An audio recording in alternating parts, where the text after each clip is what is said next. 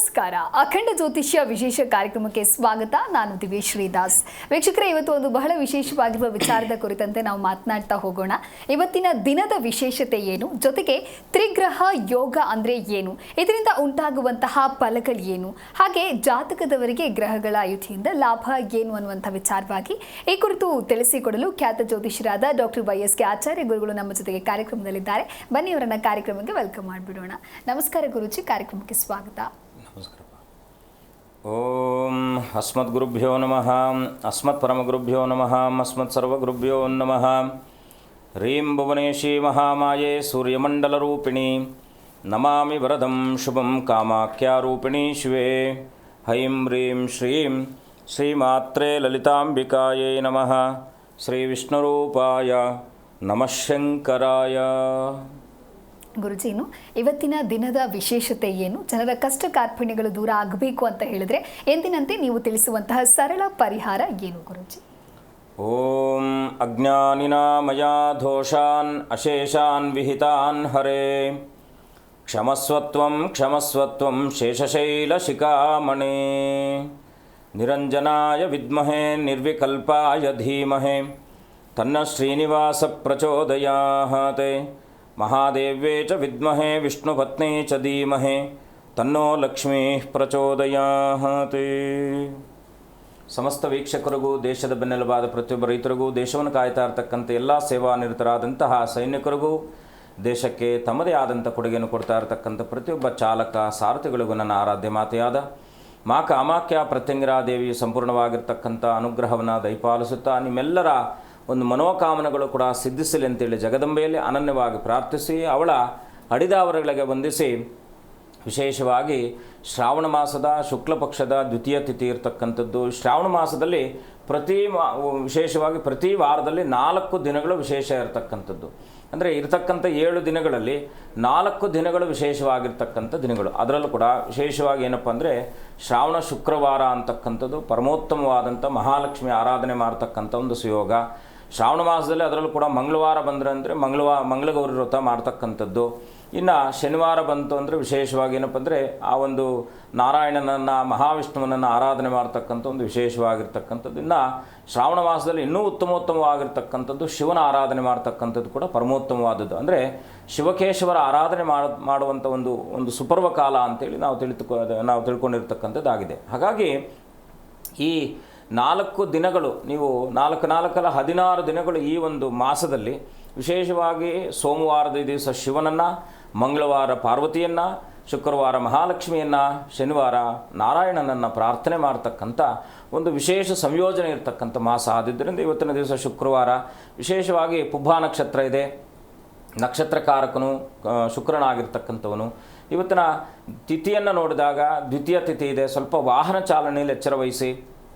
ಯಾರೆಲ್ಲ ದೂರದ ಪ್ರಯಾಣ ಮಾಡ್ತೀರಾ ಅವರೆಲ್ಲ ಕೂಡ ಸ್ವಲ್ಪ ಜಾಗ್ರತೆ ವಹಿಸ್ತಕ್ಕಂಥದ್ದು ಸೂಕ್ತದಾಯಕ. ಇನ್ನು ಇವತ್ತು ಏನಪ್ಪ ಈ ಒಂದು ಶುಕ್ರ ಅಂದರೆ ನಮ್ಮೆಲ್ಲರೂ ಕೂಡ ಗೊತ್ತಿದೆ, ಜೀವನದಲ್ಲಿ ಒಂದೊಮ್ಮೆ ಶುಕ್ರದಶೆ ಬಂತು ಅಂದರೆ ಸಾಕಪ್ಪ ನಮ್ಮ ಬದುಕು ಉಜ್ವಲವಾಗುತ್ತೆ ಅಂತೇಳಿ ನಮ್ಮೆಲ್ಲರ ಮನಸ್ಸಿನಲ್ಲಿ, ಅದರಲ್ಲೂ ಕೂಡ ಸುದೀರ್ಘವಾಗಿ ಗ್ರಹಗಳ ಗೋಚಾರದಲ್ಲಿ 20 ವರ್ಷಗಳ ಕಾಲ ಸುದೀರ್ಘ ಅವಧಿ ಇರತಕ್ಕಂಥದ್ದು ಶುಕ್ರದಶೆಗೆ. ಹಾಗಾಗಿ ಅಂತಹ ಇವತ್ತಿನ ದಿವಸ ನೀವೇನು ಮಾಡೋದರಿಂದ ನಿಮ್ಮ ಹಣಕಾಸಿನ ವಿಷಯಕ್ಕೆ ಸಂಬಂಧಪಟ್ಟ ಹಾಗೆ ಅಡಚಣೆಗಳು ನಿವಾರಣೆ ಆಗುತ್ತೆ. ಬಂದಂಥ ದುಡ್ಡು, ಯಾಕೆಂದರೆ ಎಷ್ಟು ಸಂಪಾದನೆ ಮಾಡಿದ್ರು ಕೂಡ ಮನೆಯಲ್ಲಿ ನಿಲ್ಲದೇ ಇರತಕ್ಕಂಥದ್ದು, ಈ ರೀತಿಯಾದಂಥ ಒಂದು ಮನೆಯಲ್ಲಿರ್ತಕ್ಕಂಥ ಮನಸ್ಥಿತಿ ಇರತಕ್ಕಂಥದ್ದು ಇರುತ್ತೆ. ಈ ಪರಿಸ್ಥಿತಿ ಮತ್ತು ಮನಸ್ಥಿತಿಗಳನ್ನು ನೀವು ಇವತ್ತಿನ ದಿವಸ ಸದೃಢ ಮಾಡಿಕೊಳ್ಳತಕ್ಕಂಥದ್ದು ಹೇಗಪ್ಪ ಅಂದರೆ ವಿಶೇಷವಾಗಿ ಏನು ಮಾಡಬೇಡಿ, ಮಹಾವಿಷ್ಣು ಅಂದರೆ ಲಕ್ಷ್ಮೀ ವೆಂಕಟರಮಣನ ಸನ್ನಿಧಾನಕ್ಕೆ ಹೋಗಿ ಅನನ್ಯವಾಗಿ ಕುಂಕುಮಾರ್ಚನೆಯನ್ನು ಮಾಡಿಸಿ. ಅಮ್ಮನವರ ಸನ್ನಿಧಾನದಲ್ಲಿ ಕುಂಕುಮಾರ್ಚನೆಯನ್ನು ಮಾಡಿಸಿ ಆ ಕುಂಕುಮವನ್ನು ಪ್ರತಿನಿತ್ಯವೂ ಕೂಡ ಅಮ್ಮನವರನ್ನು ಓಂ ಶ್ರೀಂ ಮಹಾಲಕ್ಷ್ಮೀ ನಮಃ, ಓಂ ಶ್ರೀಂ ಮಹಾಲಕ್ಷ್ಮೀ ನಮಃ ಅಂಥೇಳಿ ನಿಮ್ಮ ಸಂಕಲ್ಪಾದಿಗಳನ್ನು ಪ್ರಾರ್ಥನೆ ಮಾಡಿ ಆ ಕುಂಕುಮ ಧಾರಣೆ ಮಾಡ್ತಕ್ಕಂಥದ್ದು. ಅದರಲ್ಲೂ ಕೂಡ ನಾವೇನೆಂದರೆ ಸಹಜವಾಗಿ ಪ್ರತಿನಿತ್ಯವೂ ಕೂಡ ಯಾರಿಗಾದರೂ ಈಗ ನಾವು ಮಧ್ಯಮ ಮತ್ತು ಅನಾಮಿಕ ಬೆರಳುಗಳಲ್ಲಿ ನಾವು ಕುಂಕುಮವನ್ನು ಇಡ್ತಕ್ಕಂಥ ಒಂದು ಅಭ್ಯಾಸ ಇರತಕ್ಕಂಥದ್ದು. ಇದನ್ನು ನಾವು ಅನಾಮಿಕ ಬೆರಳು ಅಂತ ಕರಿತೀವಿ, ಅಂದರೆ ಪವಿತ್ರ ಬೆರಳು ಅಂತ ಕರಿತೀವಿ.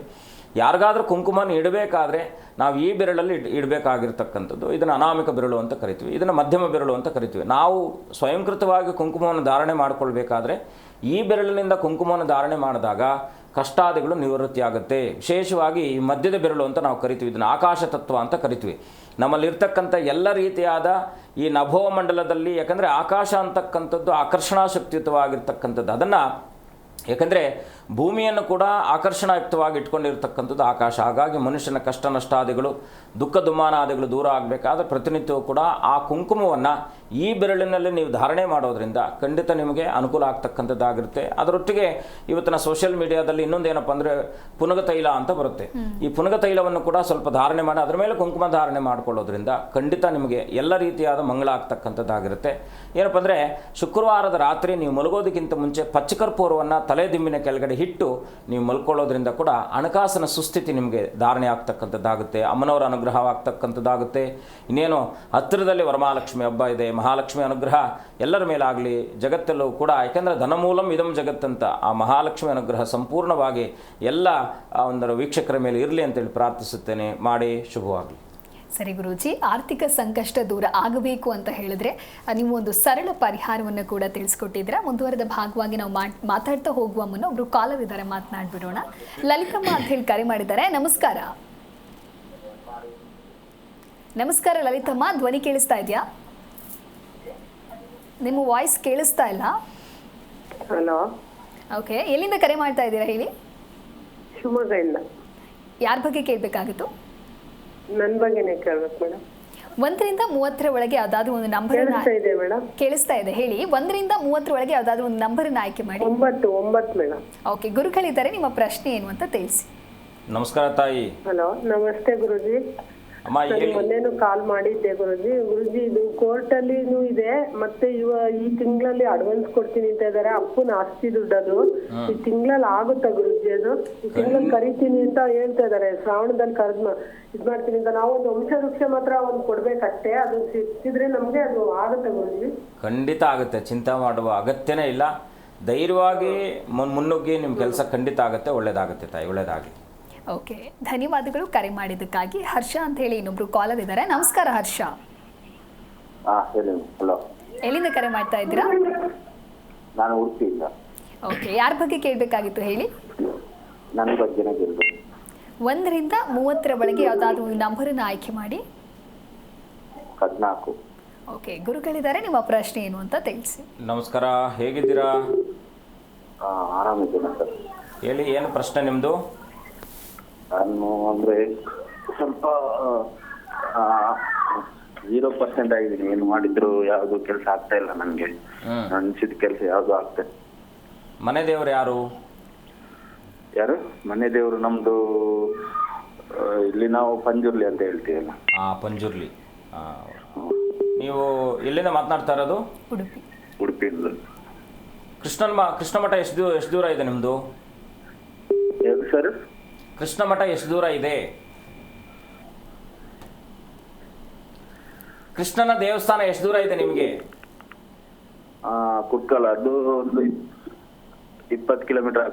ನೀವೊಂದು ಕೆಲಸ ಮಾಡಿ, ಪ್ರತಿ ಬುಧವಾರ 16 ಬುಧವಾರಗಳ ಕಾಲ ತಪ್ಪದ ಕೃಷ್ಣನ ಸನ್ನಿಧಾನಕ್ಕೆ ಹೋಗಿ ಅನನ್ಯವಾಗಿ ತುಳಸಿ ಅರ್ಚನೆ ಮಾಡಿಸ್ಕೊಂಡು ಅಲ್ಲಿ ಗುರುಗಳಿಂದ ಮಂತ್ರಾಕ್ಷೆ ತಗೊಳ್ಳಿ. ಖಂಡಿತ ನಿಮ್ಗೆ ಒಳ್ಳೆಯದಾಗುತ್ತೆ. ಒಳ್ಳೆಯದಾಗಲಿ.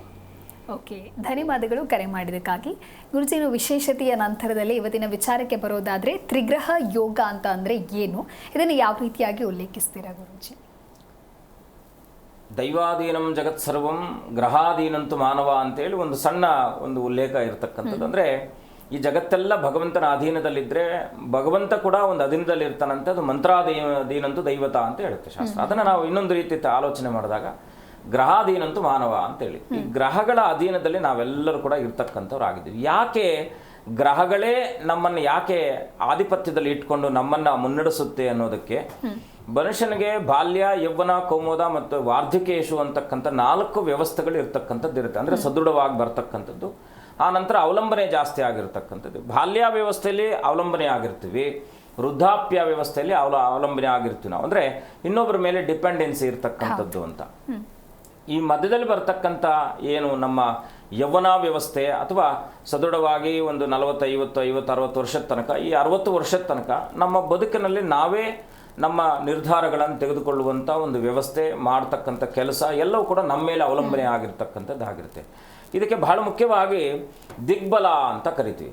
ಜಾತಕದಲ್ಲಿ ನಮಗೆ ಒಂದು ಗ್ರಹವನ್ನು ನೋಡಿದಾಗ, ಈಗ ನೀವು ತಿಳಿಸಿದ ಹಾಗೆ 3 ಗ್ರಹಗಳ ಯುತಿ, ಅಂದರೆ 3 ಗ್ರಹಗಳು ಒಂದೇ ಮನೆಯಲ್ಲಿದೆ ಅಂತ ಆದಾಗ ಇದು ಯಾವ ಮನೆಯಲ್ಲಿದೆ ಅಂತಕ್ಕಂಥದ್ದು ಕೂಡ ಬಹಳ ಮುಖ್ಯವಾಗಿ ಜಾತಕವನ್ನು ಪರಿಶೀಲನೆ ಮಾಡಬೇಕಾಗಿರ್ತಕ್ಕಂಥದ್ದು. ಫಾರ್ ಎಕ್ಸಾಂಪಲ್ 1, 5, 9 ಮತ್ತು 10ನೇ ಮನೆಗಳಲ್ಲಿ ಏನಾದರೂ ಈ 3 ಗ್ರಹಗಳು, ಯಾವಾದರೂ ಗ್ರಹಗಳಾಗಿರಲಿ, ಗ್ರಹಗಳ ಸಂಯೋಜನೆ ಇದ್ದಾಗ ಅವನ ಬದುಕು ನಾನು ಏನು ಹೇಳಿದ್ದೀನೋ ಈ ಪೀರಿಯಡಲ್ಲಿ ತುಂಬ ಚೆನ್ನಾಗಿರುತ್ತೆ. ಆ ನಂತರದಲ್ಲಿ ಅವನು ಸಂಪಾದನೆ ಮಾಡಿರಬಹುದು ಅಥವಾ ಇನ್ನೊಂದು ಅವನು ಏನೇ ಮಾಡಿದ್ರೂ ಕೂಡ ಈ ಫಾರ್ ಎಕ್ಸಾಂಪಲ್ ಒಂದು 20ರಿಂದ ಯುವಕರು, ಯಾಕಂದರೆ ಒಂದು 20 ವರ್ಷದಿಂದ ಒಂದು 40, 45, 50 ವರ್ಷದ ತನಕ ಅವರು ದೀರ್ಘವಾಗಿ ದುಡಿಮೆ ಮಾಡ್ತಕ್ಕಂಥ ಮನಸ್ತತ್ವವನ್ನು ಇಟ್ಕೊಂಡಿರ್ತಾರೆ. ಆ ನಂತರದಲ್ಲಿ ಜವಾಬ್ದಾರಿಗಳು ಹೆಚ್ಚಾಗುತ್ತೆ. ಅಲ್ಲಿ ತನಕ ಇವರು ಶೇಖರಣೆ ಮಾಡ್ತಕ್ಕಂಥ ಪ್ರತಿಯೊಂದು ಪೈಸವೂ ಕೂಡ ಇವ್ರ ಕೈಲಿರುತ್ತೆ. ಈಗ 40-42 ವರ್ಷ ಆಗ್ತಾ ಇದ್ದಾಗೆ ಮಕ್ಕಳು ದೊಡ್ಡವರಾಗ್ತಾರೆ, ಮಕ್ಕಳು ವಿದ್ಯಾಭ್ಯಾಸಕ್ಕೆ, ಮಕ್ಕಳು ಮದುವೆಗೆ, ಇದಕ್ಕೆಲ್ಲ ಅವರು ಖರ್ಚು ಮಾಡ್ತಕ್ಕಂಥವ್ರು ಆಗ್ತಾರೆ. ಅದಕ್ಕೆ ಬಹಳ ಮುಖ್ಯವಾಗಿ ನಾವೀಗ ಬಾಲ್ಯಾವ್ಯವಸ್ಥೆಯಿಂದ ಒಂದಷ್ಟು ಗ್ರಹಗಳ ಸ್ಥಿತಿ ಇರತಕ್ಕಂಥದ್ದು ಇರುತ್ತೆ. ಈಗ 1ನೇ ವರ್ಷದ ತನಕ ಚಂದ್ರನ ದಶೆ ಇರತಕ್ಕಂಥದ್ದು ಇರುತ್ತೆ. ಆ 1 ವರ್ಷ ತಾಯಿ ಚಂದ್ರಕಾರಕನಾಗಿರೋದ್ರಿಂದ ತಾಯಿಯನ್ನು ಬಿಟ್ಟು ಬೇರೆ ಎಲ್ಲೂ ಮಗು, ಯಾಕಂದರೆ ಯಾರಾದರೂ ಬಂದು ಮಗುವನ್ನು 10 ನಿಮಿಷ ತಗೊಂಡು ಮತ್ತೆ ತಾಯಿ ಹತ್ರ ಬಿಡ್ತಾರೆ. ಹಾಗಾಗಿ ಆ ಒಂದು ವರ್ಷದ ತನಕ ತಾಯಿಯ ಮಡಲಲ್ಲಿ ಇರ್ತಕ್ಕಂಥವ್ರು ನಾವು, ಯಾಕಂದರೆ ತಾಯಿ ಅಂತಕ್ಕಂಥವಳು ನಮ್ಮ ಈ ಜಗತ್ತನ್ನು ಪರಿಚಯ ಮಾಡಿಸಿರ್ತಕ್ಕಂಥವಳು. ಆನಂತರ ಬಹಳ ಮುಖ್ಯವಾಗಿ 9 ವರ್ಷಗಳ ತನಕ ಈ ಕುಜನ ಸಂಯೋಜನೆ ಬರ್ತಕ್ಕಂಥದ್ದು. ಆನಂತರ ಬುಧನ ಸಂಯೋಜನೆ ಬರುತ್ತೆ, ಗುರು ಮತ್ತು ಶುಕ್ರರು, ಲಾಸ್ಟಲ್ಲಿ ಶನಿ ಬರ್ತಕ್ಕಂಥವನು. ಏನಪ್ಪ ಅಂದರೆ ಈ ಗ್ರಹಗಳ ಸಂಯೋಜನೆಯಲ್ಲಿ ಬಹಳ ಮುಖ್ಯವಾಗಿ ಮನುಷ್ಯನಿಗೆ ದಿಗ್ಬಲ, ಷಡ್ಬಲ ಮತ್ತು ಗ್ರಹಬಲ ಅಂತಕ್ಕಂಥದ್ದು, ಈ 3 ಬಲಗಳನ್ನು ನಾವು ಯಾವತ್ತೂ ಕೂಡ ಜಾತಕಗಳ ಪರಿಶೀಲನೆ ಮಾಡಬೇಕಾದ್ರೆ ಅತ್ಯಗತ್ಯವಾಗಿ ನೋಡಬೇಕಾಗಿರ್ತಕ್ಕಂಥ ಒಂದು ವಿಷಯಗಳು. ಈ ಬಲ ಜಾಸ್ತಿ ಇದೆ ಅಂತ ಆದಾಗ ಲಗ್ನದಲ್ಲೇ ಏನಾದರೂ ಫಾರ್ ಎಕ್ಸಾಂಪಲ್ ಈ ಗ್ರಹಗಳ ಸಂಯೋಜನೆ ಇತ್ತು ಅಂತ ಇಟ್ಕೊಳ್ಳಿ, ಯಾವ್ಯಾವು ರವಿ, ಬುಧ ಮತ್ತು ಗುರುವಿನ ಸಂಯೋಜನೆ ಬಂತು ಅಂತ ಇಟ್ಕೊಳ್ಳಿ. ಅಂದರೆ 12 ಭಾವಗಳಲ್ಲಿ ಲಗ್ನ ಅಂದರೆ ನಾನು ತನುಭಾವ ಅಂತ ಕರಿತೀವಿ. ಅವನ ದೇಹ, ಅವನ ರಚನೆ ಮತ್ತು ಅವನ ಆಕಾರ, ಅವನು ಎಲ್ಲವನ್ನು ಕೂಡ ಅವನ ಮನಸ್ಥಿತಿ, ತತ್ವ, ಗುಣ ಎಲ್ಲವೂ ಕೂಡ ಆ 1ನೇ ಭಾವದಿಂದ ತಿಳ್ಕೊಳ್ತೀವಿ. ಈ 1ನೇ ಭಾವದಲ್ಲಿ ಏನಾದರೂ ಕೂಡ ಈ 3 ಗ್ರಹಗಳು ಯಾವ್ಯಾವು ರವಿ ಮತ್ತು ಬುಧ ಮತ್ತು ಗುರು ಗ್ರಹಗಳ ಸಂಯೋಜನೆ ಬಂದಾಗ ಇವರು ಧೀಶಕ್ತಿ ಜಾಸ್ತಿ ಇರುತ್ತೆ, ಗ್ರಹಿಸುವಂಥ ಶಕ್ತಿ ಜಾಸ್ತಿ ಇರುತ್ತೆ, ಬುದ್ಧಿಶಕ್ತಿ ಜಾಸ್ತಿ ಇರುತ್ತೆ, ಆಡಳಿತಾಧಿಕಾರಿಗಳು ಆಗ್ತಕ್ಕಂಥವ್ರು ಆಗ್ತಾರೆ, ಮತ್ತು ಕಿಂಗ್ ಮೇಕರ್ ಅಂತ ನಾವೇನು ಕರಿತೇವೆ, ಕಿಂಗ್ ಮೇಕರ್ ಆಗ್ತಕ್ಕಂಥವ್ರು ಆಗ್ತಾರೆ. ಕಲೆ ಇವ್ರಿಗೆ ಸಹಕಾರ ಸಿಗ್ತಕ್ಕಂಥದ್ದು, ಸ್ವಲ್ಪ ಜಗತ್ತನ್ನು ತನ್ನ ವಶದಲ್ಲಿ ಇಟ್ಕೊಂಡು ಎಲ್ಲರೂ ಕೂಡ ಇವ್ರ ಮಾತು ಕೇಳುವ ಹಾಗೆ ಇವರು ಮಾತನಾಡ್ತಕ್ಕಂಥ ಕೌಶಲ್ಯವನ್ನು ಇಟ್ಕೊಂಡಿರ್ತಕ್ಕಂಥವ್ರು ಆಗ್ತಾರೆ. ಇದಕ್ಕೆ ಯಾರು ಸಂಯೋಜನೆ ಅಂದರೆ ಬುಧ, ಗುರು ಮತ್ತು ವಿಶೇಷವಾಗಿ ರವಿ. ಈ ಬುಧ ಗುರು ಅಂದರೆ ಈಗ ಗುರು ಅಂದರೆ ಜ್ಞಾನಕಾರಕನು, ಬುಧ ಕಮ್ಯುನಿಕೇಷನ್ನು, ರವಿ ಅಂದರೆ ಆಡಳಿತ ಅಂದರೆ ಆತ್ಮಬಲ ಅಂತಕ್ಕಂಥದ್ದು. ಹಾಗೆ ಮನುಷ್ಯನ ಜಾತಕದಲ್ಲಿ ಇವರೇನಾದರೂ 5ನೇ ಭಾವಕ್ಕೆ ಬಂದರು ಅಂತ ಇಟ್ಕೊಳ್ಳಿ, ಅಲ್ಲೂ ಕೂಡ ಏನಾಗುತ್ತೆ ಎಲ್ಲ ಆಡಳಿತಾತ್ಮಕವಾಗಿರ್ತಕ್ಕಂಥದ್ದು. ಈಗ ಕೀರ್ತಿ ಮತ್ತು ಸತ್ಕೀರ್ತಿ ಅಂತಕ್ಕಂಥದ್ದು, ಕೀರ್ತಿ ಅಂದರೆ ಸ್ವಲ್ಪ ದಿವಸ ಇರುತ್ತೆ, ಸತ್ಕೀರ್ತಿ ಜೀವನ ಪರ್ಯಂತ ಇರುತ್ತೆ. ಈಗ ದಾನ ಧರ್ಮಾದಿಗಳನ್ನು ಮಾಡಿ, ಈಗ ನಮ್ಮ ರಾಜ ಮಹಾರಾಜರನ್ನು ನಾವು ಯಾಕೆ ಇವತ್ತಿಗೂ ನೆನೆಸ್ಕೊಳ್ತೀವಪ್ಪ ಅಂದರೆ ಅವರು ಮಾಡಿರ್ತಕ್ಕಂಥ ದಾನ ಧರ್ಮಾದಿಗಳಿಂದ ನಾವು ನೆನೆಸ್ಕೊಳ್ತಕ್ಕಂಥದ್ದು. ಹಾಗೆ ಈ 3 ಜನದ ಸಂಯೋಜನೆ 5ನೇ ಭಾವದಲ್ಲಿ ಬಂತು ಅಂತಿದ್ದಾಗ ಅವ್ರೇನು ಮಾಡ್ತಾರೆ, ಸಮಾಜವನ್ನು ತಮ್ಮ ಪೂರ್ವಜನ್ಮದಲ್ಲಿ ಒಳ್ಳೆಯ ಒಂದು ಯೋಗವನ್ನು ಪಡ್ಕೊಂಡು ಬಂದಿರ್ತಾರೆ, ಉತ್ತಮೋತ್ತಮವಾದಂಥ ಜೀವನವನ್ನು ಸಾಗಿಸ್ತಾರೆ. ಇದೇ ಕಾಂಬಿನೇಷನನ್ನು 9ನೇ ಭಾವದಲ್ಲಿ ಇಟ್ಕೊಂಡಾಗ ಅಲ್ಲಿ ತನಕ ಪ್ರತಿ 7ರ ಒಂದು ವ್ಯಕ್ತಿ ಒಂದು ಮನೆಯಲ್ಲಿ ಅದೃಷ್ಟವಂತನಾಗಿ ಹುಟ್ಟಿರ್ತಾನೆ. ಅಂದರೆ 7ನೇ ಒಬ್ಬ ವ್ಯಕ್ತಿ ಯಾವುದೇ ಕುಟುಂಬದಲ್ಲಿ ನೀವು ತಗೊಂಡಾಗಲೂ ಕೂಡ 7ನೇ ಒಬ್ಬ ವ್ಯಕ್ತಿ ಆ ಕುಟುಂಬದಲ್ಲಿ ಅದೃಷ್ಟವಂತನಾಗಿರ್ತಾನೆ. ಅವನೇನಾದರೂ ಬುಧ, ರವಿ ಮತ್ತು ಗುರುಗಳ ಸಂಯೋಜನೆ ಬಂದು ಭಾಗ್ಯಭಾವದಲ್ಲಿ ಏನಾದರೂ ಕೂತ್ಕೊಂಡ್ರೆ ಅಲ್ಲಿಂದ ಅವರ ಕುಟುಂಬ ಇನ್ನೊಂದು 5-6 ತಲೆಮಾರುಗಳ ತನಕ ಅವ್ರ ಕುಟುಂಬ ಸತ್ಕೀರ್ತಿ ಅಂದರೆ ಕೀರ್ತಿ ಜಾಸ್ತಿ ಆಗ್ತಕ್ಕಂಥದ್ದು, ಧನಾಭಿವೃದ್ಧಿ ಆಗ್ತಕ್ಕಂಥದ್ದು. ಇದು ಸಂಯೋಜನೆ ಕೇವಲ ಯಾಕೆಂದರೆ ಈ 3 ಗ್ರಹಗಳಿಂದನೇ ಆಗಲ್ಲ, ಬೇರೆ ಬೇರೆ ಸಂಯೋಜನೆ ಇರುತ್ತೆ. ಅದಕ್ಕೆ ನಾವು ನೋಡಬೇಕಾಗಿರ್ತಕ್ಕಂಥದ್ದು. ಇದನ್ನು ದಶಮ ಭಾವಕ್ಕೆ ಬಂತು ಅಂತ ಇಟ್ಕೊಳ್ಳಿ, ಒಳ್ಳೆ ಈಗ ಫಾರ್ ಎಕ್ಸಾಂಪಲ್ ಒಂದು ಸ್ಟ್ರಿಕ್ಟ್ ಆಫೀಸರ್ ಆಗಿರ್ತಾರೆ ಅವರು, ಯಾಕಂದರೆ ಕೆಲಸವನ್ನು ಚಾಚು ತಪ್ಪದೆ ಯಾವುದೇ ರೀತಿಯಲ್ಲೂ ಕೂಡ ಕಮಿಟ್ಮೆಂಟ್ ಆಗದಿರ ಅವರು ಸದೃಢವಾಗಿ ಕೆಲಸವನ್ನು ಮಾಡ್ತಕ್ಕಂಥ ವ್ಯಕ್ತಿಗಳಾಗಿರ್ತಾರೆ. ಅದೇ ವ್ಯಕ್ತಿ ಕುಜ ಮತ್ತು ಶನಿ, ರಾಹು ಬಂದರು ಅಂತ ಇಟ್ಕೊಳ್ಳಿ, ಈ ಕಾಂಬಿನೇಷನಲ್ಲಿ ಇವ್ರು ಬಂದಾಗ ಏನಾಗುತ್ತೆ, ಸ್ವಲ್ಪ ಹಠಮಾರತನೇ ಇರುತ್ತೆ. ಅವ್ರು ಮಾಡುವಂಥ ಕೆಲಸಗಳಿಂದ ಲೋಕಕ್ಕೆ ಅಪಕಾರ ಆಗ್ತಕ್ಕಂಥದ್ದಾಗುತ್ತೆ, ಅವ್ರು ತೆಗೆದುಕೊಳ್ಳುವಂಥ ನಿರ್ಧಾರಗಳಿಂದ ದೇಶಕ್ಕೆ ಜನಕ್ಕೆ ತೊಂದರೆ ಆಗ್ತಕ್ಕಂಥದ್ದಾಗುತ್ತೆ. ಇದೆಲ್ಲ ಕೂಡ ಏನಂದರೆ ಗ್ರಹಗಳ ಸಂಯೋಜನೆಯಲ್ಲಿ ನಾವು ಬಹಳ ಮುಖ್ಯವಾಗಿ ಈ ಗ್ರಹಗಳು ಹಿಂಗಿದ್ದಾವೆ, ಇವ್ರ ವ್ಯಕ್ತಿತ್ವಗಳು ಹಿಂಗಿರುತ್ತೆ ಅಂತಕ್ಕಂಥದ್ದನ್ನು ಗ್ರಹಗಳಿಂದ ಸ್ಪಷ್ಟವಾಗಿ ತಿಳ್ಕೊಳ್ಬೋದು. ಓಕೆ ಗುರುಜಿ, ಈ ಕುರಿತಾಗಿ ಮತ್ತಷ್ಟು ಮಾತನಾಡ್ತಾ ಹೋಗೋಣ. ಪಾಪಣ್ಣ ಅಂತೇಳಿ ಕರೆ ಮಾಡಿದ್ದಾರೆ. ನಮಸ್ಕಾರ. ಓಕೆ, ಲಲಿತಮ್ಮ ಅಂತೇಳಿ ಇನ್ನೊಬ್ರು ಕಾಲರ್ ಇದ್ದಾರೆ. ನಮಸ್ಕಾರ ಲಲಿತಮ್ಮ. ನಮಸ್ಕಾರ. ಧ್ವನಿ ಕೇಳಿಸ್ತಾ ಇದೆಯಲ್ಲ ಲಲಿತಮ್ಮ? ಮಂಗಳಮ್ಮ ಅಂತ ಹೇಳಿ ಕರೆ ಮಾಡಿದ್ದಾರೆ. ನಮಸ್ಕಾರ ಮಂಗಳಮ್ಮ. ನಮಸ್ತೆ ಮೇಡಮ್. ಯಾರ ಬಗ್ಗೆ ಕೇಳಬೇಕಾಗಿತ್ತು ಹೇಳಿ? ನನ್ನ ಬಗ್ಗೆನೇ ಕೇಳಬೇಕಿತ್ತು. ಓಕೆ, 1ರಿಂದ 30 ಒಳಗೆ ಯಾವುದಾದ್ರೂ ಒಂದು ನಂಬರನ್ನು ಆಯ್ಕೆ ಮಾಡಿ. 18. ಓಕೆ, ಗುರುಗಳಿದ್ದಾರೆ, ನಿಮ್ಮ ಪ್ರಶ್ನೆ ಏನು ಅಂತ ತಿಳಿಸಿ. ತಾಯಿ ನಮಸ್ಕಾರಮ್ಮ, ಹೇಗಿದ್ದೀರಾ? ಅಮ್ಮ ನಮಸ್ಕಾರ, ಹೇಗಿದ್ದೀರಾ ಅಂದೆ? ಚೆನ್ನಾಗಿದ್ದೀನಿ ಗುರುಗಳೇ, ನೀವು ಚೆನ್ನಾಗಿದ್ದೀರಾ? ಚೆನ್ನಾಗಿದ್ದೀನಿ ತಾಯಿ. ಎಲ್ಲಿಂದ ಮಾತನಾಡ್ತಾ ಇದ್ದೀರಾ? ತಾಯಿ ಒಳ್ಳೇದು ಮಾಡಲಿ. ರಾಮನಗರದಿಂದ ಗುರುಗಳೇ. ಅಮ್ಮ ಹೇಳಿ, ಏನು ನಿಮ್ಮ ಪ್ರಶ್ನೆ ಏನಿದೆ? ಒಂದು ಕೋರ್ಟಾಗಿ ಕೇಳ್ತಿದೆ ಗುರುಗಳೇ. ಇವತ್ತೊಂದು ಕೇಳ್ತಿದೆ, ಇವತ್ತು ಹೋಗ್ಬೇಕಾಗಿತ್ತು. ಏನಾದ್ರು ಒಳ್ಳೇದಾಯ್ತದ ಏನಂತ ಗುರುಗಳೇ, ಹಣದ ವಿಚಾರವಾಗಿ? ಸ್ವಲ್ಪ ಮುಂದೆ ಹೋಗುವ ಸಾಧ್ಯತೆಗಳಿರುತ್ತಮ್ಮ, ಆದರೆ ಖಂಡಿತ ನಿಮಗೆ ಫಲ ಸಿಗುತ್ತೆ. ಪ್ರಯತ್ನ ಪಡಿ, ಇದರಲ್ಲೇನು ತೊಂದರೆ ಇಲ್ಲ. ಮೋಸ ಏನಾಗಲ್ಲ, ಒಳ್ಳೆಯದಾಗುತ್ತೆ. ಓಕೆ, ಧನ್ಯವಾದಗಳು ಕರೆ ಮಾಡಿದ್ದಕ್ಕಾಗಿ. ಪಾಪಣ್ಣ ಅಂತ ಹೇಳಿ ಇದೀಗ ಸಂಪರ್ಕದಲ್ಲಿದ್ದಾರೆ. ನಮಸ್ಕಾರ ಪಾಪಣ್ಣ. ನಮಸ್ತೆ ಮೇಡಮ್. ಎಲ್ಲಿಂದ ಕರೆ ಮಾಡ್ತಾ ಇದ್ದೀರಾ? ಶಿರಾ ತಾಲೂಕಿಂದ ಬೆಂಕಿ ಅಂತೇಳಿ ಮೇಡಮ್. ಓಕೆ, ಯಾರ ಬಗ್ಗೆ ಕೇಳಬೇಕಾಗಿತ್ತು ಹೇಳಿ? ನನ್ನ ಮಗನ ಬಗ್ಗೆ ಕೇಳ್ಬೇಕಾಯ್ತು ಮೇಡಮ್. ಓಕೆ, 1ರಿಂದ 30 ಒಳಗೆ ಯಾವುದಾದ್ರೂ ಒಂದು ನಂಬರನ್ನು ಆಯ್ಕೆ ಮಾಡಿ. 16 ಮೇಡಮ್. ಓಕೆ, ಗುರುಗಳಿದ್ದಾರೆ, ನಿಮ್ಮ ಪ್ರಶ್ನೆ ಏನು ಅಂತ ತಿಳಿಸಿ. ನಮಸ್ಕಾರ. ನಮಸ್ತೆ ಗುರುಜಿ. ಹೇಗಿದ್ದೀರಾ? ಸ್ವಾಮೀಜಿ ಮನೆ ಹತ್ರ ಇದ್ದೀವಿ. ಏನು ಪ್ರಶ್ನೆ ನಿಮ್ಮದು? ತಾಯಿ ಒಳ್ಳೇದು ಮಾಡಲಿ. ನನ್ನ ಮಗನ ಬಗ್ಗೆ ಕೇಳ್ಬೇಕಾಯ್ತು ಸ್ವಾಮೀಜಿ. ಮದುವೆ ಸೆಟ್ ಆಗ್ತಾ ಇಲ್ಲ. ಯಾರಿಗಾದ್ರೂ ಜಾತಕ ತೋರಿಸಿದ್ದೀರಾ? ತೋರಿಸಿದ್ವಿ ಸ್ವಾಮೀಜಿ, ಆಗುತ್ತೆ ಅಂತ ಇದನ್ನೇ ಹೇಳ್ತಾರೆ, ಸೆಟ್ ಆಗ್ತಾ ಇಲ್ಲ ಮೇಡಮ್. ಏನು ಹೆಸರಿಟ್ಟಿದ್ದೀರಾ? ಯೋಗೀಶ ಅಂತ ಹೇಳಿ ಗುರುಜಿ. ಎಷ್ಟು ವಯಸ್ಸೀಗ? ಯೋಗೀಶ ಅಂತ ಹೇಳಿ. ವಯಸ್ಸು ಯಜಮಾನ್ರೆ ವಯಸ್ಸೆಷ್ಟು? ಒಂದು 27-28 ಸ್ವಾಮೀಜಿ. ಸ್ವಲ್ಪ ಇವರಿಗೆ ಮದುವೆ ವಿಳಂಬ ಅಂತಕ್ಕಂಥದ್ದು ತೋರಿಸ್ತಾ ಇದೆ. 30 ವರ್ಷದ ತನಕ ಎಳಿಬೋದು ಇವರನ್ನು. ಆದರೆ ನೀವೊಂದು ಕೆಲಸ ಮಾಡಿ, ಯಾವುದಾದ್ರೂ ಅಮ್ಮನವರ ಸನ್ನಿಧಾನದಲ್ಲಿ ಸಂಕಲ್ಪ ಮಾಡ್ಕೊಳ್ಳಿ, ತಾಯಿ ಅನುಗ್ರಹದಿಂದ ಒಳ್ಳೆಯದಾಗುತ್ತೆ. ಎಲ್ಲಿಂದ ಮಾತನಾಡ್ತಾ ಇರೋದು ತಾವು? ಸ್ವಾಮೀಜಿ ಎಲ್ಲಿಂದ ಮಾತನಾಡ್ತಾ ಇರೋದು? ಶಿರಾ ತಾಲೂಕು ಬೆಂಕಿ ಅಂತೇಳಿ ಸ್ವಾಮೀಜಿ. ನೀವು ಯಾವುದಾದ್ರೂ ಅಮ್ಮನವರ ಸನ್ನಿಧಾನದಲ್ಲಿ ಸ್ವಲ್ಪ ಅರ್ಕೆ ಮಾಡ್ಕೊಳ್ಳಿ, ಅಮ್ಮನವರ ಅನುಗ್ರಹದಿಂದ ಆಗುತ್ತೆ. ಇಲ್ಲಾಂದರೆ ಮನೆಯಲ್ಲಿ ಒಂದು ದುರ್ಗಾ ದೀಪ ನಮಸ್ಕಾರ ಮಾಡಿಸಿ, ಯಾರನ್ನಾದರೂ ಸಂಪರ್ಕಿಸಿ, ಖಂಡಿತ ಒಳ್ಳೆಯದಾಗುತ್ತೆ. ಬೇಗ ಮದುವೆ ಆಗೋ ಒಂದು ಯೋಗ ಇರತಕ್ಕಂಥದ್ದು ಆಗುತ್ತೆ. ಒಳ್ಳೆಯದಾಗಲಿ. ಓಕೆ, ಧನ್ಯವಾದಗಳು ಕರೆ ಮಾಡಿದ್ದಕ್ಕಾಗಿ. ಗುರುಜಿ, ಇನ್ನು ತ್ರಿಗ್ರಹ ಯೋಗದ ಕುರಿತಂತೆ ನೀವು ತಿಳಿಸ್ಕೊಡ್ತಾ ಇದ್ರಿ. ಜಾತಕದಲ್ಲಿ ಇದನ್ನು ನಾವು ಹೇಗೆ ತಿಳಿದುಕೊಳ್ಳಬಹುದು ಗುರುಜಿ? ಈಗ ಶುಭ ಗ್ರಹಗಳು, ಅಶುಭ ಗ್ರಹಗಳು, ಪಾಪಗ್ರಹಗಳು ಮತ್ತು ನೀಚಗ್ರಹಗಳು, ಉಚ್ಚಗ್ರಹಗಳು ಅಂತ, ವಕ್ರಗ್ರಹಗಳು, ಅಸ್ತಗ್ರಹಗಳು ಅಂತ ಇರುತ್ತೆ. ಅಸ್ತ ಆಗಿರ್ತಕ್ಕಂಥದ್ದು, ವಕ್ರ ಆಗಿರ್ತಕ್ಕಂಥದ್ದು, ನೀಚದಲ್ಲಿರ್ತಕ್ಕಂಥದ್ದು. ಇದಕ್ಕೆ ಮುಖ್ಯವಾಗಿ ಗುರು ಮತ್ತು ಬುಧನ ದೃಷ್ಟಿ, ಶನಿ ಮತ್ತು ಗುರುವಿನ ದೃಷ್ಟಿ ಇದ್ದಾಗ ಒಂದಷ್ಟು ಪರಿಹಾರಗಳಾಗ್ತಕ್ಕಂಥದ್ದಾಗುತ್ತೆ. ಈಗ ಆಯುಷ ಭಾವಕ್ಕೆ ಏನಾದರೂ ಕಂಟಕಗಳಿದ್ದಾಗ ಶನಿಯ ದೃಷ್ಟಿ ಬಿದ್ದು ಅಂದರೆ ಆಯುಷು ದೀರ್ಘವಾಗ್ತಕ್ಕಂಥದ್ದಾಗುತ್ತೆ. ಹಾಗೆ ನಾವು ಯಾಕಂದರೆ 9 ಗ್ರಹಗಳು ಪಾಪವೂ ಅಲ್ಲ, 9 ಗ್ರಹಗಳು ಶುಭವೂ ಅಲ್ಲ. ಯಾಕೆ ಅಂದರೆ ಪರಮೋತ್ತಮನಾದಂಥ ಗುರುವು ಕೂಡ ಒಂದಷ್ಟು ಸಂದರ್ಭದಲ್ಲಿ ಅಸ್ತನಾದಾಗ ತಟಸ್ಥ ನೀತಿಯಲ್ಲಿ ಇರ್ತಕ್ಕಂಥವನಾಗ್ತಾನೆ. ಹಾಗೆ ಈಗ ಫಾರ್ ಎಕ್ಸಾಂಪಲ್ ಚಂದ್ರ, ಗುರು ಮತ್ತು ಶುಕ್ರರ ಸಂಯೋಜನೆ ಬಂತು ಅಂತ ಇಟ್ಕೊಳ್ಳಿ, ಇವರು ಜನಪ್ರಿಯ ವ್ಯಕ್ತಿಗಳಾಗ್ತಾರೆ, ಸಿನಿಮಾದಲ್ಲಿ ಒಳ್ಳೆ ಹೆಸರು ಮಾಡ್ತಕ್ಕಂಥವ್ರು ಆಗ್ತಾರೆ, ಕಲೆಗೆ ಸಂಬಂಧಪಟ್ಟ ಹಾಗೆ ಒಳ್ಳೆ ಒಂದು ಸದೃಢವಾಗಿ ಹೆಸರು ಕೀರ್ತಿಗಳನ್ನು ಮಾಡ್ತಕ್ಕಂಥವ್ರು ಆಗ್ತಾರೆ. ಹಾಗೆ ಈ ವಿಶೇಷವಾಗಿ ಏನಪ್ಪ ಅಂದರೆ ಚಂದ್ರ, ಗುರು, ಶುಕ್ರರ ಸಂಯೋಜನೆ ಯಾರ ಜಾತಕದಲ್ಲಿರುತ್ತೋ ಅವರು ಲೋಕಪ್ರಿಯರಾಗ್ತಾರೆ. ಕೇವಲ ವಿಶ್ವಪ್ರಿಯರು ಅಂತ ನಾವೀಗ, ಯಾಕೆಂದರೆ ಕೆಲವರು ಜಾತಕಗಳನ್ನು ನೋಡಿದಾಗ ಈಗ ಫಿಲಮ್ ಲ್ಯಾಂಡಲ್ಲಿರೋರೆಲ್ಲರೂ ಕೂಡ ಇವ್ರಿಗೆ ಮುಖ್ಯವಾಗಿ ಶುಕ್ರರ, ಚಂದ್ರರ ಸಂಯೋಜನೆ, ಗುರುವಿನ ಸಂಯೋಜನೆ ಇದ್ದರೆ ಮಾತ್ರ ಇವರೇನಾದರೂ ಅಲ್ಲಿ ಸಾಧನೆ ಮಾಡಲಿಕ್ಕೆ ಸಾಧ್ಯ ಆಗ್ತಕ್ಕಂಥದ್ದು. ಇವರು ಕೆಲವು ಸಂದರ್ಭಗಳಲ್ಲಿ ಏನಾಗುತ್ತೆ, ಒಂದಷ್ಟು ಜನರಿಗೆ ಆ ಒಂದು ದೃಷ್ಟಿಯ ಪ್ರಭಾವ ಕಡಿಮೆ ಇದ್ದಾಗ ಅಲ್ಲಿ ತನಕ ಕೀರ್ತಿವಂತರಾಗ್ತಾರೆ, ಆಮೇಲೆ ಸೈಡ್ ಲೈನ್ ಆಗಿಬಿಡ್ತಾರೆ. ಹೀಗೆ ಏಕೆಂದರೆ ಜಾತಕ ಅಂತಕ್ಕಂಥದ್ದು ದಿಗ್ಬಲದ ಮೇಲೆ ಇರ್ತಕ್ಕಂಥದ್ದು. ಆ ಗ್ರಹ ಎಷ್ಟು ಡಿಗ್ರಿಯಲ್ಲಿದೆ, ಯಾವ ಭಾವದಲ್ಲಿದೆ, ಯಾವ ಭಾವಾಧಿಪತಿಯ ಸಂಯೋಜನೆಯಲ್ಲಿದೆ ಅಂತಕ್ಕಂಥದ್ದು ಬಹಳ ಮುಖ್ಯವಾಗಿ ನಾವು ನೋಡಬೇಕಾಗಿರ್ತಕ್ಕಂಥದ್ದು.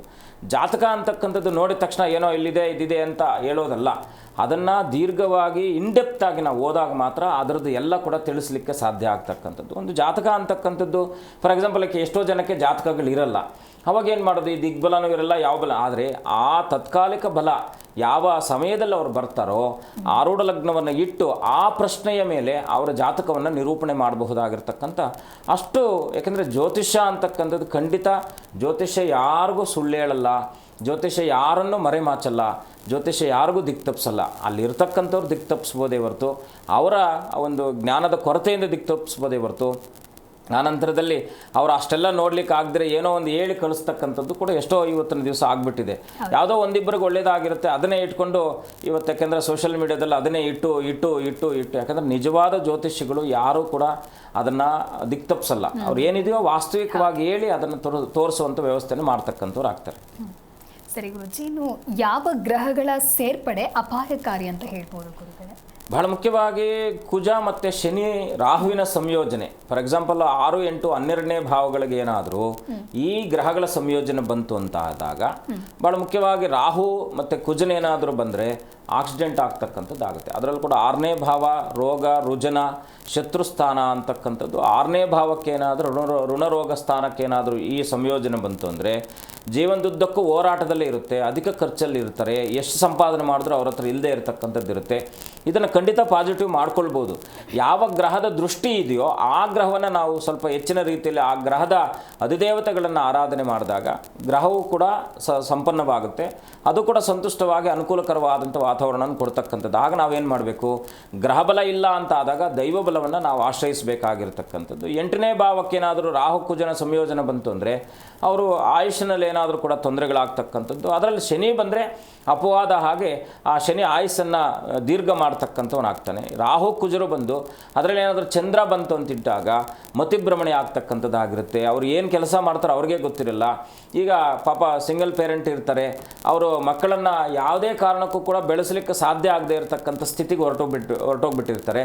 ಅವ್ರಿಗೆ ಗೊತ್ತೇ ಇರಲ್ಲ ಅವ್ರ ಮಕ್ಕಳು ಆ ರೀತಿ ದಾರಿ ತಪ್ಪಿದ್ದಾರೆ ಅಂತೇಳಿ. ಅದು ಬಹಳ ಮುಖ್ಯವಾಗಿ ಅಷ್ಟಮ ಭಾವದಲ್ಲಿ ಚಂದ್ರ ರಾಹು ಕುಜರ ಸಂಯೋಜನೆ ಬಂತು ಅಂದರೆ ಅವ್ರು ಏನನ್ನು ಬೇಕಾದರೂ ಕೂಡ ಮಾಡ್ತಾರೆ, ಎಲ್ಲವನ್ನು ಕೂಡ ಮರೆಮಾಚ್ತಾ ಇರ್ತಾರೆ. ಯಾರಿಗೆ? ಸಮಾಜಕ್ಕೆ ಮರೆಮಾಚಲ್ಲ, ಮನೆಯವರಿಗೆ ಮರೆಮಾಚ್ತಾ ಇರ್ತಕ್ಕಂಥವ್ರು ಆಗ್ತಾರೆ. 12ನೇ ಭಾವಕ್ಕೂ ಬಂತು ಅಂತ ಇಟ್ಕೊಳ್ಳಿ, ವಿಪರೀತವಾದಂಥ ಈ ಗ್ಯಾಮ್ಲಿಂಗು, ಈ ಆನ್ಲೈನ್ ಗೇಮ್ಸು ಮತ್ತು ಟ್ರೇಡಿಂಗು, ಇದ್ರ ಮೇಲೆಲ್ಲ ದುಡ್ಡು ಹಾಕಿ ಕಳ್ಕೊಳ್ತಕ್ಕಂಥವ್ರು ಆಗ್ತಾರೆ. ಈ 12ನೇ ಭಾವಕ್ಕೆ ರಾಹು ಮತ್ತು ಕುಜನ ಸಂಯೋಜನೆ ಬಂತು ಅಂತಿದ್ದಾಗ ಸಿಕ್ಕಾಪಟ್ಟೆ ಧೈರ್ಯ ಇರುತ್ತೆ. ಅವ್ರೇನು ಮಾಡಬೇಕು, ಅದನ್ನು ಪರಿವರ್ತನೆ ಮಾಡ್ಕೊಳ್ಬೇಕು. ಈಗ ಒಬ್ಬ ಜ್ಯೋತಿಷಿ ಅಂತ ಆದವನು ಈ ರೀತಿಯಾದ ಸಂಯೋಜನೆ ಬಂದಾಗ ಅವ್ರಿಗೆ ನಾವು ಮಾರ್ಗದರ್ಶನವನ್ನು ಮಾಡಬೇಕು. ಇಲ್ಲ, ಇವ್ರಿಗೆ ಈ ರೀತಿ ಆಗೋದ್ರೆ ಅಪಾಯ ಆಗುತ್ತೆ, ಇವ್ರನ್ನ ಈ ಥರ ಡೈವರ್ಟ್ ಮಾಡಬೇಕು ಅಂತೇಳಿ ಅವನ ಅವಗಾಹನೆ ಇರಬೇಕು. ಅದಕ್ಕೋಸ್ಕರನೇ ಜಾತಕಗಳನ್ನು, ಮಕ್ಕಳ ಜಾತಕಗಳನ್ನು 5-6 ವರ್ಷಗಳಿಗಿಂತ ಮುಂಚಿತವಾಗಿ ಪರಿಶೀಲನೆ ಮಾಡಿಸ್ಬೇಕು. ಕನಿಷ್ಠ ಒಂದು 2 ವರ್ಷದಕ್ಕೊಮ್ಮೆ ಜಾತಕಗಳನ್ನು ಪರಿಶೀಲನೆ ಮಾಡಿಸ್ತಾ ಇರಬೇಕು. ಆವಾಗ ಏನಾಗುತ್ತೆ, ಆಯಾ ಕಾಲಮಾನಕ್ಕೆ ಏನು ಆಗ್ಬೋದು ಅನ್ನೋದನ್ನು ಅವರ ಅವಗಾಹನೆಗೆ ತಂದಾಗ ಅವರು ಅದನ್ನು ಅಲೈನ್ಮೆಂಟ್ ಮಾಡ್ಕೊಳ್ತಕ್ಕಂಥ ವ್ಯವಸ್ಥೆ. ಈಗ ಒಂದು ಟೈರ್ 5,000 ಕಿಲೋಮೀಟರ್ ಓಡಿದ ಮೇಲೆ ನಾವು ಅಲೈನ್ಮೆಂಟ್ ಮಾಡಿಸಲೇಬೇಕು, ಯಾಕಿಲ್ಲ ಅಂದರೆ ಟೈರ್ ತಿಂದ್ಬಿಡುತ್ತೆ. ಹಾಗೆ ಬದುಕಿನುದ್ದಕ್ಕೂ ಕೂಡ ಜ್ಯೋತಿಷ್ಯ ಅಂತಕ್ಕಂಥದ್ದು ನಮ್ಮನ್ನು ಉತ್ತಮ ಸ್ಥಾನಕ್ಕೆ ಕರ್ಕೊಂಡು ಹೋಗುವಂಥ ಒಂದು ಮಾರ್ಗವೇ ಹೊರತು ಅದು ದಿಕ್ತಪ್ಪಿಸುವಂಥ ಮಾರ್ಗ ಅಲ್ಲ. ಈ ರೀತಿಯಾಗಿ ಕಾಂಬಿನೇಷನ್ ಬಂದಾಗ ದಶಾನುಕೂಲಗಳು ಈ ರೀತಿ ಇದೆ, ಪಾಪಗ್ರಹಗಳ ದಶೆ ನಡೀತಾ ಇದೆ, ಶುಭಗ್ರಹಗಳ ದಶೆ ನಡೀತಾ ಇದೆ. ಇದನ್ನು ತಿಳ್ಕೊಂಡು ಮಾರ್ಗಾದಿಗಳನ್ನು ಬದಲಾಯಿಸಿಕೊಂಡಾಗ ಖಂಡಿತ ಬದುಕಿನಲ್ಲಿ ಉತ್ತಮವಾದಂಥ ಅವಕಾಶಗಳು ಸಿಗ್ತಕ್ಕಂಥದ್ದಾಗಿರುತ್ತೆ. ನಿಮ್ಮ ಕಣ್ಣು ಮುಂದೆ ಅವಕಾಶಗಳಿದ್ದರೂ ಕೂಡ ಅದು ವಂಚಿತರಾಗ್ತಾ ಇದ್ದೀರಾ ಅಂದರೆ ನಿಮಗೆ ಕರ್ಮ ಅಂತಕ್ಕಂಥದ್ದು ಪೀಡಿಸ್ತಾ ಇರ್ತಕ್ಕಂಥದ್ದಾಗಿರುತ್ತೆ. ಆಗಿದ್ದಾಗ ಏನು ಮಾಡಬೇಕು, ನೀವು ಈ ಮಕ್ಕಳ ಜಾತಕ, ಮಕ್ಕಳೇ ಅಂತಲ್ಲ 40, 50, 60 ವರ್ಷದ ತನಕ ಕೂಡ ಜಾತಕಗಳ ಪರಿಶೀಲನೆ ಮಾಡಿಸ್ಕೊಳ್ತಾ ಇದ್ದಾಗ ನಿಮಗೇನಾಗುತ್ತೆ, ಒಂದಷ್ಟು ನಿಮಗೆ ಆ ಒಂದು ಮಾರ್ಗ ಏನೋ, ಈಗ ಎಲ್ಲ ಕಷ್ಟ ಬಂದು ಎಲ್ಲ ನಷ್ಟ ಅನುಭವಿಸಿ ಆಮೇಲೆ ಬಂದಾಗ ಅದು ಏನೂ ಮಾಡಲಿಕ್ಕೆ ಸಾಧ್ಯ ಆಗದೇ ಇದ್ದಾಗ ನಾವು ಕಣ್ಣು ಮುಂದೆ ನಮಗೆ ಅನುಕೂಲಗಳಿದೆ, ಅವಕಾಶಗಳಿದೆ ಅಂತ ಆದಾಗ ಇದನ್ನು ಬಂದು ತೋರಿಸ್ಕೊಂಡಾಗ ಖಂಡಿತ ಒಳ್ಳೆಯದಾಗ್ತಕ್ಕಂಥದ್ದಾಗುತ್ತೆ. ಸರಿ ಗುರುಜಿ, ಈ ಕುರಿತಾಗಿ ಮತ್ತಷ್ಟು ಮಾತನಾಡ್ತಾ ಹೋಗೋಣ. ಒಬ್ರು ಕಾಲರ್ ಇದ್ದಾರೆ, ಶಂಕರ್ ಅಂತ ಹೇಳಿ ಕರೆ ಮಾಡಿದ್ದಾರೆ. ನಮಸ್ಕಾರ ಶಂಕರ್, ಎಲ್ಲಿಂದ ಕರೆ ಮಾಡ್ತಾ ಇದ್ದೀರಾ? ನಾವು ಸೋಮವಾರಪೇಟೆಯಿಂದ. ಓಕೆ, ಯಾರ ಬಗ್ಗೆ ಕೇಳಬೇಕಾಗಿತ್ತು ಹೇಳಿ? ಮಗನ ಬಗ್ಗೆ ಕೇಳಬೇಕಾಗಿತ್ತು. 1ರಿಂದ 30ರ ಒಳಗೆ ಯಾವುದಾದ್ರೂ ಒಂದು ನಂಬರನ್ನು ಆಯ್ಕೆ ಮಾಡಿ. 22. ಓಕೆ, ಗುರುಗಳಿದ್ದಾರೆ, ನಿಮ್ಮ ಪ್ರಶ್ನೆ ಏನು ಅಂತ ತಿಳಿಸಿ. ನಮಸ್ಕಾರ, ಹೇಗಿದ್ದೀರಾ? ಚೆನ್ನಾಗಿದ್ದೀನಿ ಗುರುಜಿ. ಏನು ನಿಮ್ಮ ಪ್ರಶ್ನೆ ಏನಿದೆ? ಮಗನ ಮದುವೆ ಬಗ್ಗೆ, ಆರೋಗ್ಯದ ಬಗ್ಗೆ ಕೇಳಬೇಕಿತ್ತು. ಎಷ್ಟು ವಯಸ್ಸೀಗ? ಮಗನಿಗೆ 29. ಸ್ವಲ್ಪ ಏನಾದರೂ ಈ ರಾಹುಕೇತುಗಳ ಶಾಂತಿ ಮಾಡಿಸ್ಕೊಂಡಿದ್ದೀರಾ? ಇಲ್ಲ ಗುರುಜಿ, ಮಾಡಿಸಿಲ್ಲ. ಅದೇ ಜಾತಕದಲ್ಲಿ ಸ್ವಲ್ಪ ಸರ್ಪ ಸಂಬಂಧಿತವಾದ ತೊಂದರೆ ಇದೆ ಅಂತಕ್ಕಂಥದ್ದು ತೋರಿಸ್ತಾ ಇದೆ. ನೀವೊಂದೊಮ್ಮೆ ನಮ್ಮನ್ನು ವೈಯಕ್ತಿಕವಾಗಿ ಸಂಪರ್ಕಿಸಿ ಅದಕ್ಕೆ ಸೂಕ್ತ ಪರಿಹಾರ ಕೊಡ್ತೀನಿ. ಒಳ್ಳೆಯದಾಗಲಿ. ಓಕೆ, ಧನ್ಯವಾದಗಳು ಕರೆ ಮಾಡಿದ್ದಕ್ಕಾಗಿ. ಗುರುಜಿ, ಇನ್ನು ವೈಯಕ್ತಿಕ ಜೀವನದ ಮೇಲೆ ಈ ತ್ರಿಗ್ರಹ ಅನ್ನೋದು ಯಾವ ರೀತಿಯಾದಂತಹ ಒಂದು ಪ್ರಭಾವವನ್ನು ಬೀರುತ್ತೆ ಗುರುಗಳೇ? ಖಂಡಿತ ಬೀರುತ್ತೆ. ಈಗ ಫಾರ್ ಎಕ್ಸಾಂಪಲ್ ಈಗ ನಾವು ಏನಂದರೆ ಈಗ ಸಪ್ತಮ ಸ್ಥಾನ ಅಂತ ಕರಿತೀವಿ, ಕಳತ್ರ ಭಾವ, ಇದಕ್ಕೆ ಶುಕ್ರನ ಅಧಿಪತಿ ಆಗ್ತಾನೆ. ಯಾವುದೇ ಜಾತಕದಲ್ಲೂ ಕೂಡ ಸಪ್ತಮ ಸ್ಥಾನಕ್ಕೆ ಅವನು ಬೇಸಿಕಲಿ ನಾವು ಹೇಳಿದಾಗ ಶುಕ್ರನ ಅಧಿಪತಿ ಆಗಿರುತ್ತೆ. ಈ ಶುಕ್ರನೊಟ್ಟಿಗೆ ರಾಹು ಸಂಯೋಜನೆ ಬಂತು, ಕುಜ ಸಂಯೋಜನೆ ಬಂತು ಅಂತ ಆದಾಗ ಅದರಲ್ಲಿ ಏನಾಗುತ್ತೆ, ಗಂಡ ಹೆಂಡತಿಯರ ಮಧ್ಯದಲ್ಲಿ ವಿಶೇಷವಾಗಿ ಇರಬೇಕಾದ ಅವಿನಾಭಾವವಾದಂಥ ಸಂಬಂಧಗಳಲ್ಲಿ ಬಿರುಕುಂಟಾಗ್ತಕ್ಕಂಥದ್ದಾಗುತ್ತೆ. ರಾಹು ಬಂದ ಅಂತ ಆದಾಗ ಸ್ಯಾಟಿಸ್ಫ್ಯಾಕ್ಷನ್ ಇಲ್ಲದೆ ಇರತಕ್ಕಂಥದ್ದಾಗುತ್ತೆ. ಎಷ್ಟೇ ದುಡ್ಕೊಂಬಂದು ಕೊಟ್ಟರು ಕೂಡ, ಅಥವಾ ಇವ್ರು ಎಷ್ಟೇ ಕೆಲಸ ಮಾಡಿದ್ರು ಕೂಡ, ಈ ಶನಿ ಏನಾದರೂ ಇದರಲ್ಲಿ ಏನಾದರೂ ಇನ್ನು ಶನಿಯ ದೃಷ್ಟಿ ಬಿತ್ತು ಅಂತಿದ್ರೆ ಅಲ್ಲಿಗೆ ಮುಗಿದೋಯ್ತು ಕರ್ತ. ಅವ್ರು ಏನೇ ಪ್ರಯತ್ನ ಪಟ್ಟರು ಅವರಿಬ್ಬರ ಮಧ್ಯದಲ್ಲಿ, ಯಾಕಂದರೆ ಕೆಲವು ಸಂದರ್ಭಗಳಲ್ಲಿ ಏನಾಗುತ್ತೆ, ಗಂಡ ಹೆಂಡತಿ ಥರ ಇರ್ತಾರೆ ಅಷ್ಟೇ, ಆದರೆ ಸಮಾಜಕ್ಕೆ ಅದು ತೋರ್ಪಡಿಕೆ ಆಗಿರುತ್ತೆ ಹೊರತು ವೈಯಕ್ತಿಕವಾಗಿ ಅವರು ಗಂಡ ಹೆಂಡತಿ ಆಗಿಲ್ಲದೆ ಇರ್ತಕ್ಕಂಥದ್ದು ಎಷ್ಟೋ ಉದಾಹರಣೆಗಳು ನಮಗೆ ಜಾತಕ ನೋಡಿದ ತಕ್ಷಣ ಗೊತ್ತಾಗ್ಬಿಡುತ್ತೆ. ಸೊ ಇರ್ತಾರೆ, ಗಂಡ ಹೆಂಡತಿಯಾಗಿ ಇರ್ತಾರೆ. ಅದಕ್ಕೇನಂದರೆ ಜಾತಕದಲ್ಲೇ ಕಾರಣ. ಅದಕ್ಕೋಸ್ಕರ ನಾವು ಜಾತಕಗಳನ್ನು ಯಾಕೆ ಮದುವೆ ಸಂದರ್ಭದಲ್ಲಿ ಕೇವಲ ಸಾಲ ಒಳಗೆ ಮಾತ್ರ ಸೀಮಿತ ಮಾಡಿಕೊಳ್ಳಬಾರ್ದು. ಜಾತಕಗಳಲ್ಲಿ ಲಗ್ನಾಧಿಪತಿಗಳನ್ನು, ಆ ತತ್ಕಾಲಿಕ ಲಗ್ನಗಳನ್ನು ಯಾವ ದಶಾಭುಕ್ತಿಗಳಲ್ಲಿ ಮದುವೆ ಮಾಡಿದಾಗ ಇವ್ರಿಗೆ ಮುಂದಿನ ಜೀವನ ಸುದೀರ್ಘವಾಗಿ ಒಳ್ಳೇದಾಗುತ್ತಾ ಆಗಲ್ವಾ ಅನ್ನೋದನ್ನು ಕೂಡ ಗಮನಿಸಬೇಕಾಗಿರ್ತಕ್ಕಂಥದ್ದು. ಯಾವುದೋ ಹುಡುಗಿ ನೋಡ್ಕೊಂಡು ಬಂದ್ವಿ, ಯಾವುದೋ ಹುಡುಗನ ನೋಡ್ಕೊಂಡು ಬಂದ್ವಿ, ಸಾಲಾವಳಿ ಬಂತ, 36 ಗುಣಗಳಲ್ಲಿ 18 ಕೂಟಗಳು ಬಂದ್ಬಿಟ್ಟಿದೆ, 18 ಗುಣಗಳು ಬಂದಿದೆ, ಮದುವೆ ಮಾಡ್ಬೋದು ಅನ್ನೋದಲ್ಲ. ಅದರಲ್ಲೂ ಕೂಡ ಬಹಳ ಮುಖ್ಯವಾಗಿ ಗ್ರಹ ಮೈತ್ರಿ ಇದೆ, ನಾಡಿಕೂಟ ಇದೆ. ಯಾಕಂದರೆ ನಾವೀಗ ಗ್ರಹ ಮೈತ್ರಿಯನ್ನು ನೋಡದೇ ಇದ್ದರೆ ಅವರು ಬದುಕಿನಲ್ಲಿ ಅವ್ರಿಗೆ ಯಾವುದೇ ಕಾರಣಕ್ಕೂ ಕೂಡ ಒಂದು ಸಂಬಂಧ ಅಂತಕ್ಕಂಥದ್ದು ತುಂಬ ಪರಮಶ್ರೇಷ್ಠವಾದದ್ದು. ಆ ಸಂಬಂಧದಲ್ಲಿ ಯಾಕೆಂದರೆ ಎಮೋಷನ್ಸ್ ಎಲ್ಲ ಅದರ ಮೇಲೆ ಇರ್ತಕ್ಕಂಥದ್ದಾಗುತ್ತೆ. ಅದನ್ನು ನಾವು ಕ್ಯಾರಿ ಮಾಡಲಿಕ್ಕೆ ಆಗದೇ ಇದ್ದಾಗ ಏನಾಗುತ್ತೆ, ಎಲ್ಲ ಒಟ್ಟಾರೆಯಾದ ಆ ಕುಟುಂಬದ ಮೇಲೆ ಈ ಕುಟುಂಬದ ಮೇಲೆ, ಎರಡು ಕುಟುಂಬಗಳ ಮೇಲೆ ಅದರ ಪ್ರಭಾವ ಬೀರ್ತಕ್ಕಂಥದ್ದಾಗುತ್ತೆ. ಹಾಗಾಗಿ ಜಾತಕಗಳ ಪರಿಶೀಲನೆ ಅತ್ಯಗತ್ಯವಾಗಿರತಕ್ಕಂಥದ್ದು. ಯಾಕೆಂದರೆ ಸ್ವಲ್ಪ ತಿಳುವಳಿಕೆ ಇರೋರ ಹತ್ರ ನೀವು ತೋರಿಸಿ ಮಾಡಿದಾಗ ಅದನ್ನೆಲ್ಲ ಕೂಡ ಕೂಲಂಕುಷವಾಗಿ ಅವಲೋಕಿಸಿ ಮಾಡ್ತಕ್ಕಂಥವ್ರು ಆಗ್ತಾರೆ. ಈಗ ಕೆಲವು ಮಹಾನಕ್ಷತ್ರಗಳಿದ್ದಾವೆ ಮಾಡಿಬಿಡ್ಬೋದು ಅಂತ ಮಾಡ್ತಾರೆ, ಆದರೆ ಖಂಡಿತ ಯಾವುದೇ ಕಾರಣಕ್ಕೂ ಅದು ಸೆಟ್ ಆಗದೇ ಇರತಕ್ಕಂಥದ್ದಾಗುತ್ತೆ. ಜಾತಕದಲ್ಲಿ 2 ನಕ್ಷತ್ರಗಳು ಮಹಾನಕ್ಷತ್ರಗಳಿದ್ದಾಗ ಅದೇನಾಗುತ್ತೆ, ಒಂದಷ್ಟು ಅನುಕೂಲ ಆಗುತ್ತೆ ಅಂತಕ್ಕಂಥದ್ದು ತೋರಿಸಿದೆ. ಆದರೆ ವ್ಯಕ್ತಿತ್ವಗಳು ಬದಲಾಗಲ್ವಲ್ಲ. ಏನೇ ಇದ್ರೂ ಕೂಡ ಆ ವ್ಯಕ್ತಿತ್ವವನ್ನು ನಮಗೆ ಸೇರಬೇಕಾದ್ರೆ ಆ ಸಿಹಿಯೊಟ್ಟಿಗೆ ಸಿಹಿ ಸೇರಿದಾಗ ಮಾತ್ರ ಅದರ ಇನ್ನಷ್ಟು ಸಿಹಿ ಹೆಚ್ಚಾಗುತ್ತೆ ಹೊರತು ಸಿಹಿಯೊಟ್ಟಿಗೆ ನೀನು ತಗೊಂಡೋಗಿ ಕಹಿ ಹಾಕಿದಾಗ ಸಿಹಿಯ ಶಕ್ತಿ ಏನಿದೆ ಅದು ಕುಂದುತ್ತೆ. ಹಾಗೆ ಶಕ್ತಿ ಅಂತಕ್ಕಂಥದ್ದು ಗ್ರಹಗಳ ಮೇಲೆ ಅವಲಂಬನೆ ಆಗಿರ್ತಕ್ಕಂಥದ್ದಾಗುತ್ತೆ. ಯಾರ ಜಾತಕದಲ್ಲಾದರೂ ಕೂಡ ಲಗ್ನಾಧಿಪತಿ ರಾಶ್ಯಾಧಿಪತಿ ಏನಾದರೂ ಬಲವಾಗಿದ್ದರೆ ಅವರ ಬದುಕು ಸನ್ಮಂಗಳವಾಗಿರುತ್ತೆ. ಎಷ್ಟೇ ಕಷ್ಟಪಟ್ಟರೂ ಕೂಡ ಅವರು ಮುಂದೊಂದು ದಿವಸ ಗೆಲ್ತಾರೆ ಅಂತಕ್ಕಂಥದ್ದನ್ನು ನಾವು ಘಂಟಾಘೋಷವಾಗಿ ತಿಳಿಸ್ಬೋದು. ಹಾಗಾಗಿ ಒಂದು ವೇಳೆ ಲಗ್ನಾಧಿಪತಿ ನೀಚನಾದ, ಅಸ್ತನಾದ ಅಂಥ ಸಂದರ್ಭದಲ್ಲಿ 5ನೇ ಅಧಿಪತಿ 9ನೇ ಅಧಿಪತಿ ಮತ್ತು 11ನೇ ಅಧಿಪತಿಗೆ ಸಂಬಂಧಪಟ್ಟ ಹಾಗೆ ಏನಾದರೂ ಕೂಡ ರೆಮಿಡೀಸ್ ಮಾಡಿಕೊಂಡಾಗ ಅವರು ಆಕ್ಟಿವೇಟ್ ಆಗ್ತಾರೆ, ಇವರನ್ನು ಅವ್ರು ಮೋಟಿವ್ ಮಾಡ್ತಕ್ಕಂಥವ್ರು ಆಗ್ತಾರೆ. ಸರಿ ಗುರುಜಿ, ಇನ್ನು ಕೊನೆಯದಾಗಿ ತ್ರಿಗ್ರಹದಿಂದ ಏನಾದರೂ ಅಶುಭ ಫಲಗಳೇ ಉಂಟಾಯಿತು ಅಂತ ಹೇಳಿದ್ರೆ ಅದಕ್ಕಿರುವಂಥ ಸರಳ ಪರಿಹಾರಗಳೇನಾದರೂ ಇರ್ಬೋದು? ಎಲ್ಲ ಗ್ರಹಗಳಿಗೂ ಅಧಿದೇವತೆ ಪ್ರತ್ಯಧಿದೇವತೆ ಅಂತ ಇದೆ. ಈಗ ಸೂರ್ಯನಿಂದ ಆದಿಯಾಗಿ ಕೇತುವಿನ ತನಕ ಅಧಿದೇವತೆ ಪ್ರತ್ಯಧಿದೇವತೆ ಇದೆ. ಇವಾಗ ಯಾವ ಗ್ರಹ ಅಲ್ಲಿ ಅಸ್ತನಾಗಿದ್ದಾನೋ, ಯಾವ ಗ್ರಹದಿಂದ ನಮಗೆ ತೊಂದರೆ ಆಗ್ತಾ ಇದೆಯೋ ಆ ದೇವತಾ ಉಪಾಸನೆಯನ್ನು ಮಾಡಿದಾಗ ಆ ಗ್ರಹ ಆಕ್ಟಿವೇಟ್ ಆಗುತ್ತೆ. ಅಷ್ಟೇ ಪರಿಹಾರ. ನಾವು ಏನು ಇಷ್ಟುದ್ದ ಹೇಳಿದ್ರು ಕೂಡ ಕೊನೆಗೆ ನಾವು ಏನು ಪರಿಹಾರ ಕೊಡ್ತೀವಪ್ಪ ಅಂದರೆ ಯಾವ ಗ್ರಹ ಇವ್ರಿಗೆ ವೀಕ್ ಇದೆ ಆ ಗ್ರಹವನ್ನು ಬಲಪಡಿಸಬೇಕಾದ್ರೆ ಏನು ಮಾಡಬೇಕು ಇದನ್ನು ಆಲೋಚನೆ ಮಾಡಿ ಆ ಗ್ರಹದ ಪರಿಹಾರವನ್ನು ಕೊಟ್ಟಾಗ ಆ ದಶೆ ನಡೀತಾ ಇದೆ, ಆ ದಶೆಯಲ್ಲಿ ಅವ್ರಿಗೆ ಅನಾನುಕೂಲ ಆಗ್ತಾ ಇದೆ. ಅಂಥ ಸಂದರ್ಭದಲ್ಲಿ ನೋಡಿ, ಹೀಗೆ ನೀವು ವ್ಯಾವಹಾರಿಕವಾಗಿ ಈ ರೀತಿ ಬದಲಾಯಿಸ್ಕೊಳ್ಳಿ, ಆಧ್ಯಾತ್ಮಿಕವಾಗಿ ಈ ರೀತಿ ನೀವು ಪರಿವರ್ತನೆ ಮಾಡಿಕೊಳ್ಳಿ, ಎರಡೂ ಕೂಡ ಸಂಯೋಜನೆ ಆಗುತ್ತೆ, ಬದುಕು ಮಂಗಳ ಆಗುತ್ತೆ ಅಂತಕ್ಕಂಥ ತಿಳಿಸ್ಕೊಡ್ತೀವಿ. ಸರಿ ಗುರುಜಿ, ಸಾಕಷ್ಟು ವಿಚಾರಗಳು ಕುರಿತಂತೆ ನಮ್ಮ ವೀಕ್ಷಕರಿಗಾಗಿ ತಿಳಿಸ್ಕೊಟ್ಟಿದ್ದೀರಾ. ಧನ್ಯವಾದಗಳು ಗುರುಜಿ, ಕಾರ್ಯಕ್ರಮಕ್ಕೆ ಆಗಮಿಸೋದಕ್ಕಾಗಿ. ಶುಭಂ ಭೂಯಾತ್, ಲೋಕ ಸಮಸ್ತ ಸುಖಿನೋ ಭವಂತು. ನೋಡಿದಲ್ವ ವೀಕ್ಷಕರೇ, ನಮ್ಮ ಇವತ್ತಿನ ಕಾರ್ಯಕ್ರಮದಲ್ಲಿ ತ್ರಿಗ್ರಹ ಯೋಗ ಅಂದರೆ ಏನು, ಅದರ ಫಲಾನುಫಲಗಳು ಯಾವ ರೀತಿಯಾಗಿರುತ್ತೆ ಅಂತ ಹೇಳಿ ಗುರುಜಿ ಬಹಳ ಅರ್ಥಪೂರ್ಣವಾಗಿ ತಿಳಿಸ್ಕೊಟ್ಟಿದ್ದಾರೆ. ಇದಾಗಿತ್ತು ಇವತ್ತಿನ ವಿಶೇಷ. ನೋಡ್ತಾ ಇರಿ ಜಿ ಕನ್ನಡ ನ್ಯೂಸ್, ಸತ್ಯವೇ ಸುದ್ದಿಯ ಜೀವಾಳ.